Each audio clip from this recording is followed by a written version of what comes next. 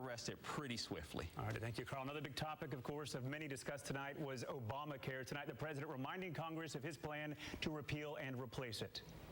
Here are the principles that should guide Congress as we move to create a better health care system for all Americans. First, we should ensure that Americans with pre-existing conditions have access to coverage and that we have a stable transition for Americans currently enrolled in the health care exchanges.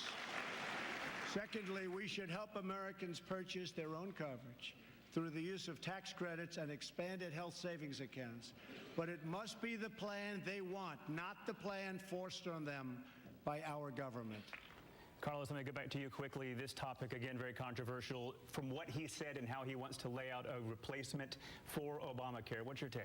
Well, it sounds a lot like Obamacare when he talks about we need to make sure that folks who have pre-existing conditions are not denied coverage. Of course, that's what Obamacare is. And what he failed to do is he failed to outline a plan that helps us understand exactly how do we keep so many of these important elements of the Affordable Care Act intact without making gradual improvements to the program. They've said repeal and replace for 8 years, but what they've just outlined is the fact that they want to keep all of the things that are part of Obamacare that people like. How do you do that? Look, he said just a few days ago, he said, who knew that health care was this complicated? I don't know. All of us that have been working in health care for years that understand that the key to making sure that we keep costs down is making sure that everyone has coverage and everyone is paying into the system so that those patients who have higher costs because they have pre-existing conditions